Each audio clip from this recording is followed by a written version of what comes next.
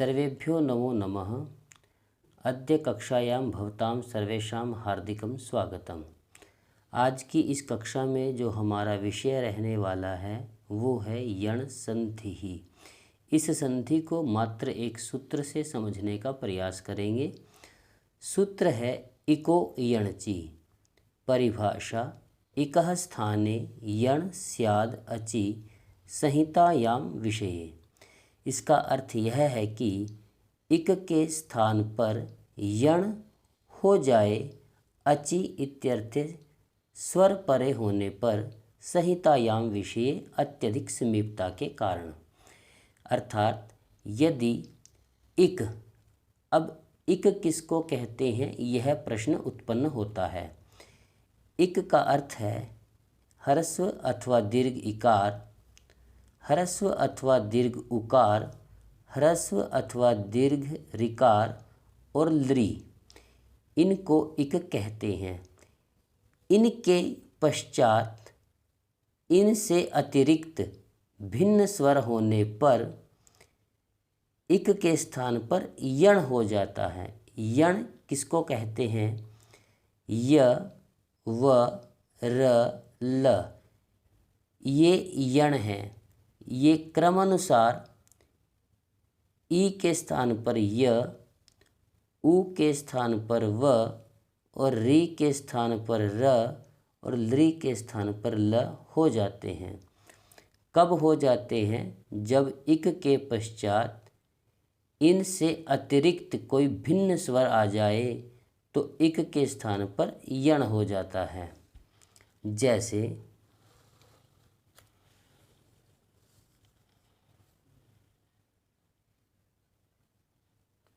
प्रति,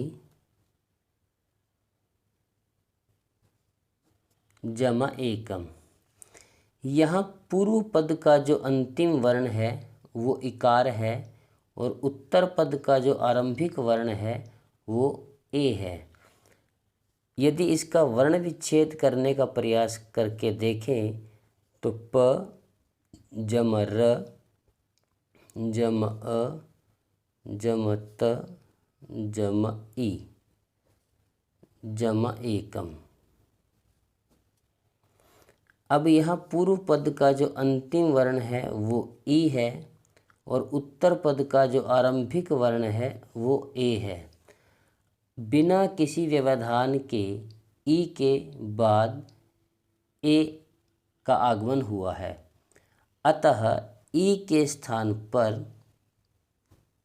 यकार यण संधि के नियमानुसार हो जाना चाहिए, क्योंकि यहाँ पर बताया गया है यदि ह्रस्व अथवा दीर्घ इकार के पश्चात भिन्न स्वर हो तो देखिए ये ह्रस्व इकार है और इसके पश्चात ए स्वर का आगमन हुआ है जो कि ई से भिन्न है, अतः ई के स्थान पर यकार हो जाना चाहिए। यदि हम ई के स्थान पर यह करेंगे तो प, र, अ, त, य, जमा एकम, इन सब को मिला देने पर प्रत्येकम। इस प्रकार से यण संधि का एक उदाहरण हम समझने का प्रयास कर सकते हैं। इसके अतिरिक्त यदि सु, जम आगतम हो तो हम देखेंगे कि पूर्व पद का अंतिम वर्ण जो है वो ह्रस्व उकार है और उत्तर पद का आरंभिक जो वर्ण है वो आ है जो कि उकार से भिन्न है, अतः उकार के स्थान पर व करने पर स्वागतम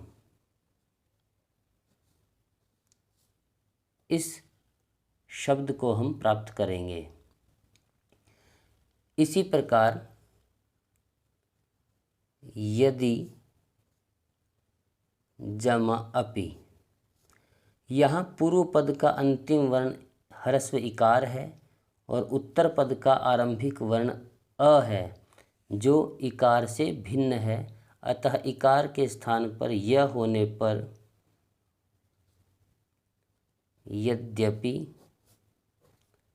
अथवा यद्यपि। इस प्रकार से इस नए शब्द का निर्माण होगा।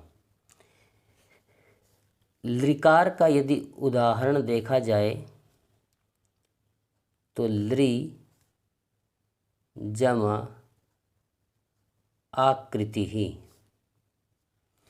लृ के पश्चात भिन्न स्वर आ होने पर लृ के स्थान पर ल, ये आधा ल यहाँ पर होगा। जैसे ही इसमें आ का मेल होगा तो ये पूर्ण हो जाएगा और लाकृति ही इस शब्द का निर्माण होगा। ऋकार का यदि उदाहरण करने का प्रयास किया जाए तो पितृ जमा आज्ञा। यहाँ पूर्व पद का अंतिम वर्ण ऋकार है और उत्तर पद का आरंभिक वर्ण आ है, जो कि ऋकार से भिन्न है। अतः ऋ के स्थान पर रकार हो जाने पर, यहाँ ऋ के स्थान पर जैसे ही रकार होगा तो ये त और र मिलकर के त्र का निर्माण करेंगे। तो यहाँ हो जाएगा पितृ जमा आज्ञा, और यदि इसको मिला देंगे तो पित्राज्ञा।